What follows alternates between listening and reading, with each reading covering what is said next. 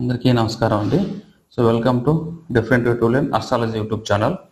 So ఈరోజు మనం తెలుసుకో టాపిక్ ఏంటంటే 12 లగ్నములకు ఏ మహాదశలో ఏ అంతర్దశలో మంచి మరియు చెడు ఫలితాలు ఇచ్చును. అంటే ఇప్పుడు 12 లగ్నాలు ఉంటాయి కదండి. 12 లగ్నంలో ఏ మహాదశ ఏ అంతర్దశను సో ప్రతి ఒక్కరికేను మంచి మరియు చెడు జరుగును ఎలా మనం ఈజీగా కనిపెట్టడము అనేది ఈ వీడియోలో టాపిక్ అండి. సో ఈ వీడియోలో అన్ని లగ్నములకు చేశారండి. ఇది ఒక వీడియో అండి. మీ తమ్నేల్లో మీకు మీ రాశి మీ లగ్నం యొక్క తమ్నేల్ మీరు చూసినా కూడా అక్కడ మళ్ళీ మీకు ఒక తమ్నేల్ వస్తుందండి. ఒక స్లైడ్ వస్తుంది. అప్పుడు మీ రాశి నుంచి మీ యొక్క లగ్నం నుంచి మీరు చూసుకుంటూ వెళ్ళండి. మొత్తం అంత వీడియో అంతా చూడాల్సిన అవసరం లేదు కదండి. మీ ఏ లగ్నమో ఆ లగ్నం మాత్రం మీరు చూడండి. సో ఇక్కడ ఫస్ట్ మనము రాశి అంటే ఏంటి, లగ్నం అంటే ఏంటి తెలుసుకోవాలండి ఎవరైనా సరే ఫస్ట్. సో రాశి అంటే చంద్రుడు అనే ఉంటుందండి. చంద్రుడు ఒక రాశి నుంచి మరో రాశికి మారడానికి 2.5 days పడుతుంది అనమాట. అది అంటాం. అప్పుడు 2.5 రోజులకి టీవీలో చెప్పేటువంటి రాశి ఫలితాలు ఉంటాయి కదండి. అవన్నీ 2.5 రోజులు ఎవరైతే పుట్టింటారో వాళ్ళందరికీ చెల్లే ఫలితాలు అనమాట. దాంట్లో జరగచ్చు జరగకపోవచ్చు అనమాట. కానీ లగ్నం అలా కాదు. ఆ 2.5 days లోనే 2 hours చంద్రుడు వస్తుంది కదండి. 17వ తేదీ 16వ తేదీ అని. ఆ 16వ తేదీని 2 hours నువ్వు ఆ డేట్ లో ఒక రోజులో 24 hours లో ఏ 2 hours పుట్టావు అన్నట్టుగా చెప్తుండే లగ్నం. మేష లగ్నమా ఇప్పుడు ఒక లగ్నానికి 2 hours అండి. అట్లా 12 to 2 24 hours అవుతుంది అనమాట. ఆ 2 గంటలే మనం చూసుకుంటాం అనమాట. ఈ 2 hours లోనే లగ్నం చెప్తుంది. లగ్నం అనేది ప్రాణం అండి. రాశి ఇక్కడ రాశి అంటే శరీరము, లగ్నం అంటే ప్రాణం అండి. సో మనకి ఇక్కడ ఒక వ్యక్తికి ఒకే లగ్నము ఒకే రాశి ఉంటుంది. ఒక వ్యక్తికి ఒక లగ్నము ఇంకొక రాశి కూడా ఉండొచ్చు అనేసి.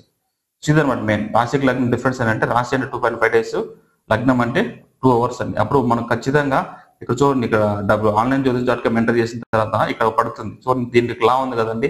ఇది లగ్నం అనమాట. ఇక్కడ నుంచి స్టార్ట్ అవుతుంది. రాశి ఇదండి, ధనుసు రాశి. అప్పుడు లగ్నం అంటే 2 hours లో పుట్టినట్టుగా అర్థం. అప్పుడు మనం టైం లేకపోతే చెప్పలేము అనమాట. అది మీనింగ్ అండి. First astrology levels should know following things అండి.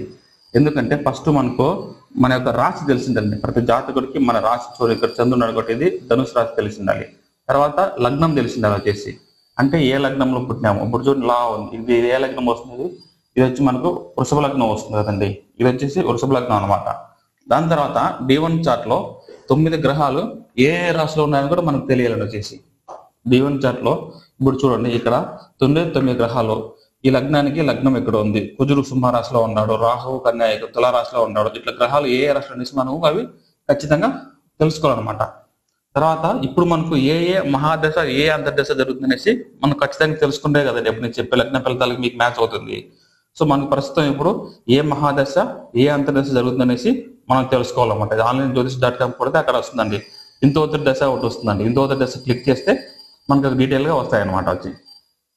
ఇదండి, ఇదందరూ గుర్తుపెట్టుకోవాలి. ఫ్యామిలీ 1, ఫ్యామిలీ 2 నెక్స్ట్ చెప్తాను లోపల సో ఫస్ట్ వచ్చి మేషలగ్నం వారికి అంటే మేషలగ్నం వారికి ఏ మహాదశలో ఏ అంతర్దశలో మంచి మరియు చెడు ఫలితాలను ఇచ్చునండి. అది ఆన్సర్ చాలా సింపుల్ అండి.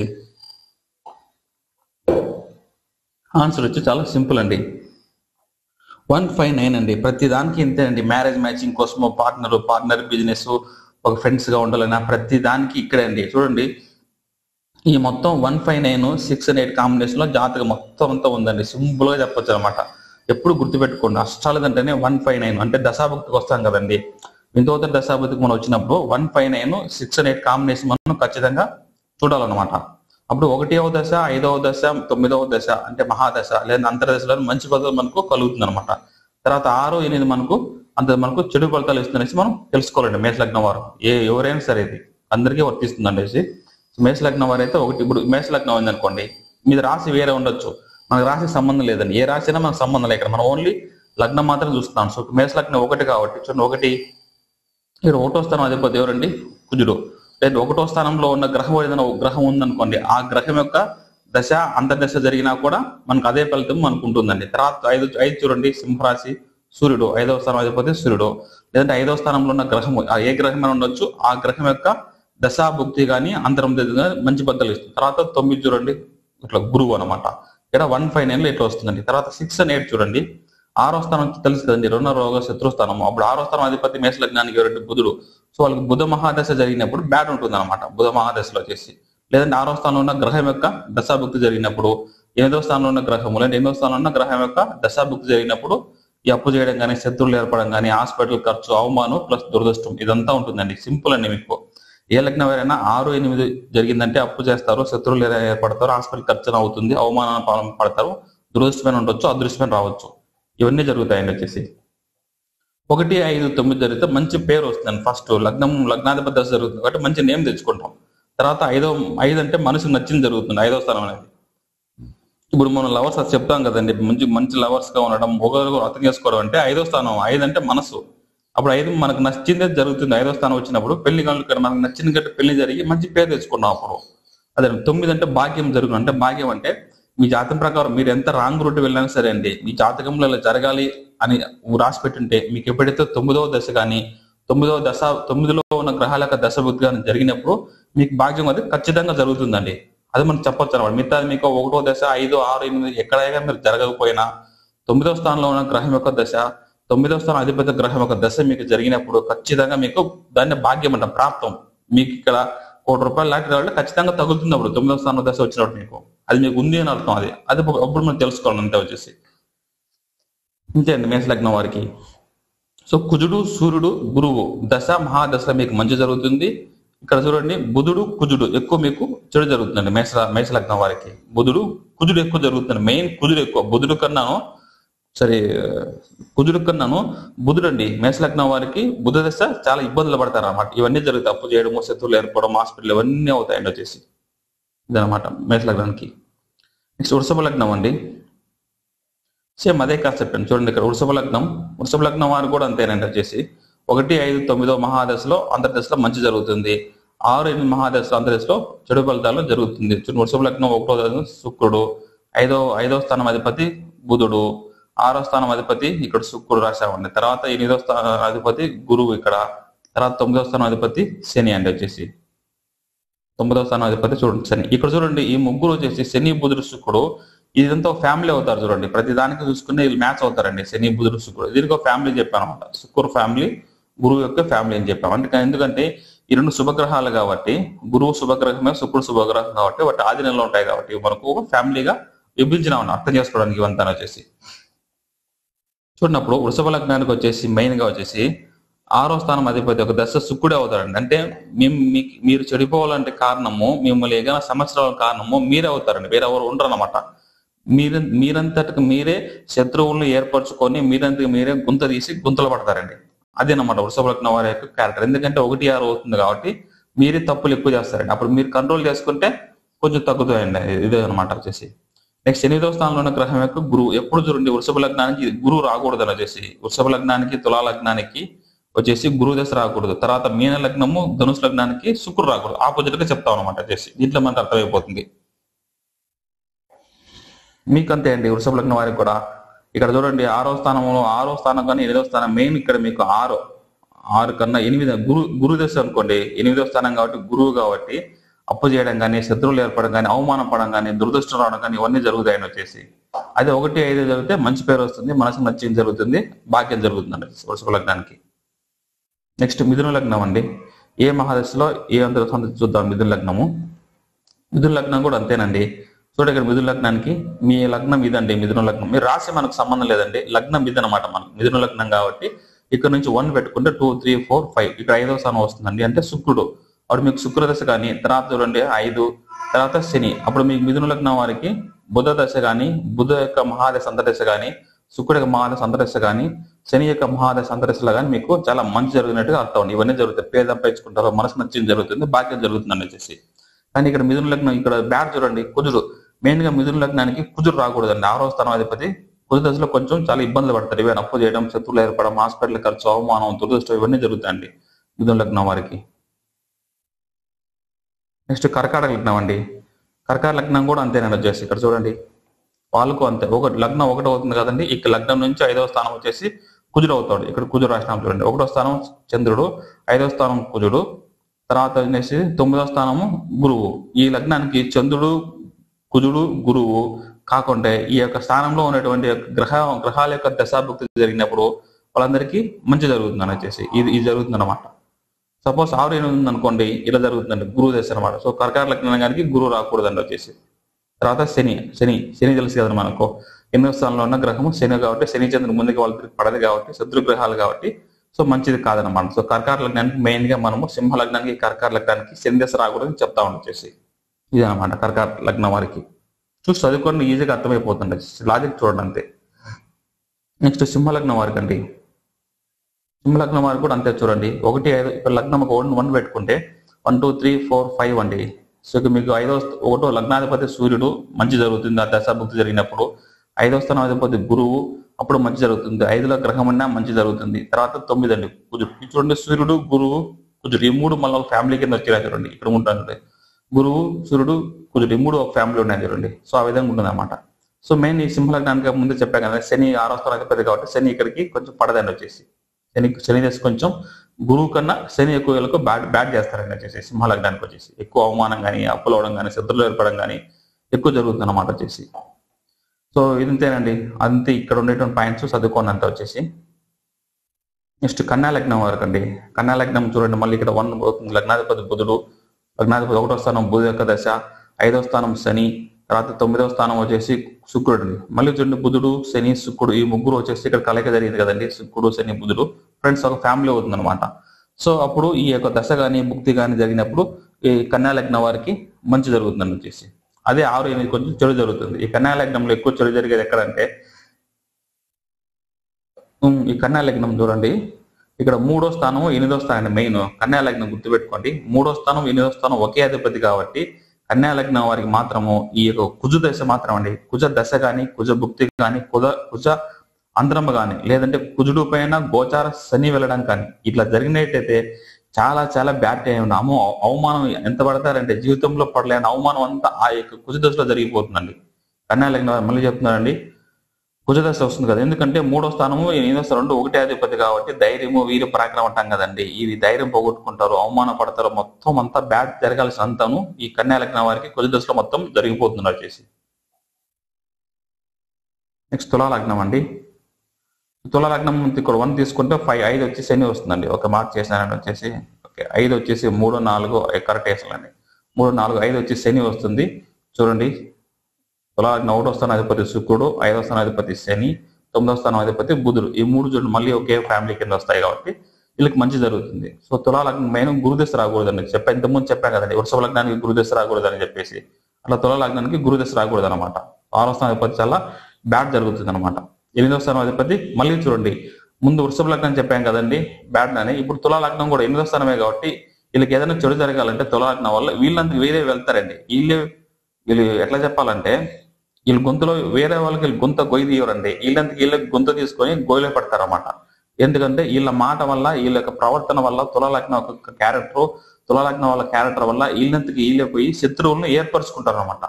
శత్రువులను ఏర్పరచుకొని వాళ్ళతో ఇబ్బంది పడి పోటీ పడుతూ అంటారండి. సో ఇంకా క్లియర్ గా చెప్పాలంటే తులా లగ్నం వారికి శత్రువులు ఎవరు వాళ్ళకి క్లియర్ గా తెలుసు. ఎందుకంటే వీళ్ళు గొడవ పడతారు కాబట్టి వాళ్ళు కరెక్ట్ గా తెలుసు అనమాట తులా లగ్నం వారికి. అది అట్లా ఆ విధంగా మీనింగ్ చెప్పొచ్చు వచ్చేసి. తులా లగ్నానికి శుక్రదశను తర్వాత 6వ గురు దశ కొంచెం బాగుండదని వచ్చి. నెక్స్ట్ వృశ్చిక లగ్నం వారికి అండి. సో వృశ్చిక లగ్నం వారికి అంతే చూడండి ఇక్కడ 1 పెట్టుకుంటే లగ్నాధిపతి దశ కుజుడు కానీ, 5వ స్థానాధిపతి గురువు కానీ, 9వ స్థానాధిపతి చంద్రుడు ఈ 3 యొక్క దశ ఎప్పుడైనా ఇప్పుడు సపోజ్ మీకు 2 ఒకటిసారి జరిగింది అనుకోండి 1, 5, 1, 9 ఇంకా చాలా ఎక్స్ట్రీమ్ గుడ్ టైం అండి. ఒక భుక్తి అంతరం జరిగితేనే కుజుడు యొక్క సపరేట్ గా చంద్రుడిలో కుజుడు ఉంటాం కదండి. ఇప్పుడు గురువులో కుజుడు అంటాము, కుజుడు జరిగితే మంచి జరుగుతుందంటే 2 జరిగాయి అనుకోండి గురువు కుజుడు చాలా ఎక్స్ట్రీమ్ గుడ్ టైం అనమాట. మనకు చాలా మంచి జరుగుతున్నట్టుగా అర్థము. ఇక్కడ చూడండి 6 అనే కాంబినేషన్ జరిగింది అనుకోండి కుజుడు బుధుడు గానా ఈ వృశ్చిక రాశి వారికి అప్పుడు మీకు కొంచెం బ్యాడ్ టైం అన్నట్టుగా అర్థం అండి. సో మీ లగ్నానికి 6, 8 దశాభుక్తి ఒకటేమో జరగకూడదండి. అంటే 8వ దశ 6వ దశ 8వ దశ జరిగితే కొంచెం బ్యాడ్ టైం అన్నట్టుగా అర్థం అనమాట. ఇదండి వృశ్చిక లగ్నం వారికి యొక్క ఇవి చూసుకోండి. అంతా ఇక్కడే ఉందండి కంటెంట్ అంతా. నెక్స్ట్ ధనుసు లగ్నం అండి. ధనుసు లగ్నం వారికి చూద్దామండి. సో లగ్నాధిపతి గురువు అండి. గురుదశ అయితే మంచి జరుగుతుంది. 5వ కుజుడు తర్వాత సూర్యుడు చూడండి మళ్ళీ గురువు కుజుడు సూర్యుడు ఈ 3 ఫ్యామిలీ కదండి. ఇక్కడ చూడండి గురువు సూర్యుడు కుజు ఫ్యామిలీ అనమాట. సో మెయిన్ ధనుసు లగ్నం వారికి అష్టమాధిపతి దశ చంద్రదశ అవుతుంది కాబట్టి కొంచెం బ్యాడ్. తర్వాత శుక్రుడు చూడండి ఈ గురు లగ్నాలకి శుక్ర లగ్నాలకి ఇద్దరికి వాళ్ళకు పడదనమాట ఎప్పటికీ అని వచ్చేసి. ఎందుకంటే ఇద్దరు పోటీ పడుతుంటారండి. గురువు శుక్రుడు వచ్చేసి ఎవరు మంచి చేయాలని పోటీ పడుతుంటారు కాబట్టి వాళ్ళకి అది రాకూడదండి. ధనుసు లగ్నానికి శుక్రదశ రాకూడదు, తులా లగ్నానికి గురు దశ రాకూడదండి. అట్లా ఆపోజిట్ ఈ గురు శుక్రులు కదండి. ఇప్పుడు ఈ శత్రుత్వం ఉంది కదండి ఇక్కడ సూర్యుడు శని సూర్యుడు అనేసి. అప్పుడు సింహ లగ్నానికి ఈ రెండు రాకూడదు అనమాట. 6వ దశ అనమాట అర్థం అంటే. అప్పుడు సింహ లగ్నము కర్కాట లగ్నం అన్నిటిగా అర్థం వచ్చేసి. సో కంటెంట్ అంతా ఇక్కడ ఉంది, చదువుకోండి. ధనుసు లగ్నం వారండి. నెక్స్ట్ మకర లగ్నం వారికి అండి. సో మకర లగ్నం వారు చూడండి, లగ్నాధిపతి శని కాబట్టి మీకు శని లగ్నంలో శని, తర్వాత 5వ స్థానం కాబట్టి చూడండి శుక్రుడు అంటే వృషభ రాశి. సో శుక్రుడు, తర్వాత బుధుడు అండి 6వ స్థానం కనుక బుధుడు అనమాట. 9 బుధుడు 7వ స్థానం అండి, 9 బుధుడు అనమాట. అంటే చూడండి శని శుక్రుడు బుధుడు ఈ ముగ్గురు ఫ్రెండ్స్ కాబట్టి మీకు ఇది ఈ దశలో చాలా చాలా మంచి జరుగుతుంది వచ్చేసి. శని దశలో కానీ లగ్నాధిపతి శని దశలో కానీ మంచి పేరు తెచ్చుకుంటారండి, మనసు నచ్చింది జరుగుతుంది, భాగ్యం జరుగుతుంది అంతా మీకంతా వచ్చేసి. తర్వాత శుక్రుడు చూడండి, తర్వాత బుధుడు అనమాట. ఇక్కడ 5, 9 చూడండి. అప్పుడు ఇక్కడ కాన్సెప్ట్ అదేనండి. 5వ స్థానం మకర రాశి కాబట్టి వృషభ రాశి కాబట్టి, 9 కన్యా రాశి కాబట్టి వీళ్ళిద్దరికి మ్యాచ్ అవుతుంది. మకర, వృషభ, కన్య ఈ 3 రాశులు మంచి ఫ్రెండ్స్ అనేట్టుగా వీళ్ళ ముగ్గురికి ఒపీనియన్స్ ఒకే విధంగా ఉంటాయనేట్టుగా అర్థం అంటే వచ్చేసి. అదే అనమాట అర్థం. ఇక్కడ అన్నిటికీ అదే మ్యాచింగ్ చూస్తాం. లాజిక్ సింపుల్ అస్ట్రాలజీలో. ఆ లాజిక్ పాయింట్ మనం పట్టుకున్నామంటే ప్రిడిక్షన్స్ చాలా ఈజీగా వస్తాయని వచ్చేసి అర్థం చేసుకోవచ్చు అనమాట. 6వ స్థానం చూడండి మకర లగ్నానికి మెయిన్ వచ్చేసి బుధుడు వచ్చేసి కొంచెం ఇది ఉంటుందండి. కానీ 8వ స్థానం మెయిన్ శని. ఇప్పుడు చెప్పాం కదండి సింహ లగ్నానికి కర్కాట లగ్నానికి శని పడదని.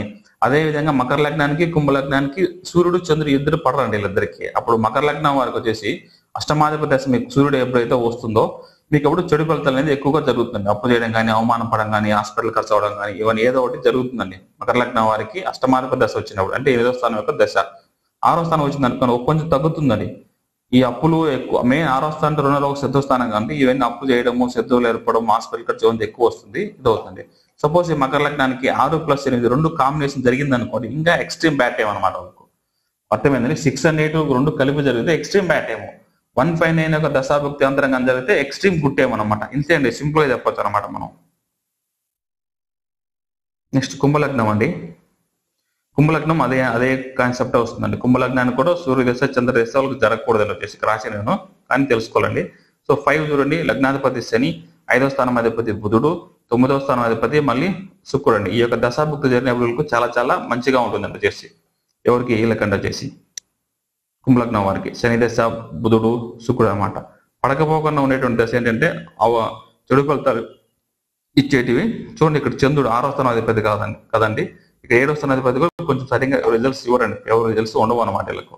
చంద్రుడు చూడండి మనం చెప్పాం కదండి శని చంద్రుడికి కలయిక ఉండదు అని చెప్పేసి, అందుకన్న పాయింట్. సో 8వ స్థానంలో ఉన్నటువంటి గ్రహం యొక్క బుధుడు కూడా కొంచెం వీళ్ళకు చెడు ఫలితాలు ఇస్తుంది అనమాట.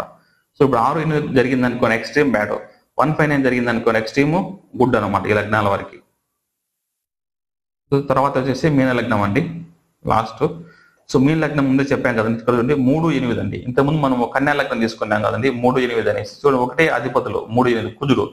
ఇప్పుడు మీన లగ్నం తీసుకుంటే 3వ స్థానం అధిపతి శుక్రుడే, 8వ స్థానం అధిపతి కూడా శుక్రుడే. సో ఉండే 12 లగ్నాలకు ఎక్కువ ఈ దశాభుక్తి అంటే బ్యాడ్ అంటే వీళ్ళకి. మీన లగ్నం ఎవరైతే ఉంటారో వాళ్ళకి శుక్రుడు యొక్క దశ కానీ భుక్తి కానీ అంతరం కానీ జరిగిందంటే వాళ్ళకి చాలా చాలా బ్యాడ్ అనేట్టుగా అర్థం అనేది. సో అది వాళ్ళు చేసే ప్రయత్నాల వల్ల అవమానపడచ్చు, ఏదైనా ఎక్స్ట్రీమ్ బ్యాడ్ టైం రాసి చేసండి. మీన లగ్నం వారికి శుక్రుడు యొక్క దశ కానీ భుక్తి కానీ అంతరం కానీ జరిగితే ఎక్స్ట్రీమ్ బ్యాడ్ టైం అనమాట. అదే విధంగా గురువు కానీ చంద్రుడు కానీ కుజుడు కానీ జరిగితే వాళ్ళకు ఎక్స్ట్రీము గుడ్ టైం అనేట్టుగా మనము చెప్పుకోవచ్చు అండి వచ్చేసి. కన్క్లూజన్ మళ్ళీ మీరు ఒకసారి మీ లగ్నానికి కరెక్ట్గా చెప్పకపోతే ఫస్ట్ నుంచి వినండి. కేవలం జస్ట్ 70 minutes కదండి వీడియో ఉంటుంది, కొంచెం మళ్ళీ ఒకసారి వినండి, అర్థమవుతుంది మీకు వచ్చేసి. సో 1వ స్థానము 5వ స్థానము 9వ స్థానం ఆ స్థానంలో ఉన్న యొక్క స్థానం అధిపతి యొక్క దశ కానీ మళ్ళీ చెప్తానండి. 1వ స్థానము 5వ స్థానము 9వ స్థానము అధిపతి యొక్క మహాదశ కానీ అంతర్దశలో కానీ మంచి ఫలితాలు వస్తుంది. Point number 1. పాయింట్ నెంబర్ 2 ఎందుకు మళ్ళీ రాశానంటే ఆ 1వ స్థానం ఇప్పుడు చూడండి ఇక్కడ 8వ స్థానంలో చెడు ఫలితాలు చెప్పాం కదండి. అంటే 8వ స్థానం అధిపతి ఎవరు దీనికి గురువు అనమాట. అంటే గురు దశలో చెడు జరుగుతుంది. తర్వాత సూర్యుడు ఉన్నాడు కదా గ్రహము, సూర్య దశలో చెడు జరుగుతుంది, చంద్ర దశలో చెడు జరుగుతుంది, బుధ దశలో చెడు జరుగుతుంది. అందుకే అండి 6-8వ స్థానంలో గ్రహాలు ఎక్కువ ఉండకూడదని చెప్తారండి వచ్చేసి. అప్పుడు ఒక దశ మీకు ఎప్పుడు మంచి చేస్తుందంటే 1వ స్థానంలో యొక్క గ్రహం యొక్క దశ అదే రిజల్ట్ ఇస్తుంది. 1వ స్థానం అధిపతి కూడా మీకు సేమ్ రిజల్ట్స్ వస్తాయని వచ్చేసి అందుకే రాశాను. 1వ స్థానము 5-9 స్థానం అధిపతి యొక్క దశాభుక్తి అంతరంలో కానీ స్థానంలో ఉన్న గ్రహం యొక్క మహాదశ అంతర్భుక్తులు కానీ మీకు మంచి ఫలితాలు వస్తుంది అని చెప్పానండి. ఇక్కడ చూడండి ఇక్కడ 8వ స్థానం అధిపతి గురువు కాబట్టి ఇది వృషభ లగ్నం కాబట్టి గురువు కాబట్టి చెడు జరుగుతుంది. కానీ అదే విధంగా సూర్యదశలోను భుక్తిలోను సూర్య మహాదశ సూర్య అంతర్దశ, చంద్ర మహాదశ చంద్ర అంతర్దశ, బుధ మహాదశ బుధ అంతర్దశలో కూడా చెడు జరుగుతుందని చెప్తామండి. సపోజ్ ఇక్కడ లగ్నంలో ఎక్కువ గ్రహాలు ఉన్నాయనుకోండి, మంచిదండి. సో సింపుల్ అండి, మీ లగ్నం గుర్తుపెట్టుకోండి. 1వ స్థానంలో కానీ 5వ స్థానంలో కానీ 9వ స్థానంలో ఎక్కువ గ్రహాలు అనుకోండి, ఆ యొక్క దశాభుక్తి జరుగుతుంది కాబట్టి చాలా మంచిదని చెప్పొచ్చు అని వచ్చేసి అదనమాట. సో ఈ కాంబినేషన్ గుర్తుపెట్టుకోండి. 159 రాస్ మ్యాచ్ ఫర్ లైఫ్ పార్ట్నర్ అంటే పెళ్లి చేసుకోవడానికి ఇదే మ్యాచ్ చూస్తామండి. బిజినెస్ పార్ట్నర్ కు అవే చూస్తాం, వీళ్ళతో బిజినెస్ చేయొచ్చునా చేయకూడదు. తర్వాత ఫ్రెండ్స్ అన్నిటికీ ఈ 159 కాంబినేషన్ మ్యాచ్ అవుతుందండి. 6 and 8 రాసి not good for match life partner, business partner and friends. చూడండి, మీకు చాలా రోజులు నాకు చిన్నప్పటి నుంచి ఫ్రెండ్స్ ఉన్నారు సార్, 15 చైల్డ్హుడ్ ఫ్రెండ్ అన్న చూడండి, మీకు అందరికి 1, 5, 9 రాసులు మ్యాచ్ అయ్యింటాయి. నాకు వాడు శత్రువులు పడనే పడదంటే చూడండి, అప్పుడు మీకు 6 and 8 రాశి కానీ లగ్నం కానీ మ్యాచ్ అయ్యిండేవండి. ఇక్కడే ఉందండి మొత్తం జాతకం అంతా. ఈ 159 లోనే మనం చెప్పొచ్చు అన్నమాట దశాభుక్తులు ఏం జరుగుతుందని చెప్పేసి. So thank you for watching this video.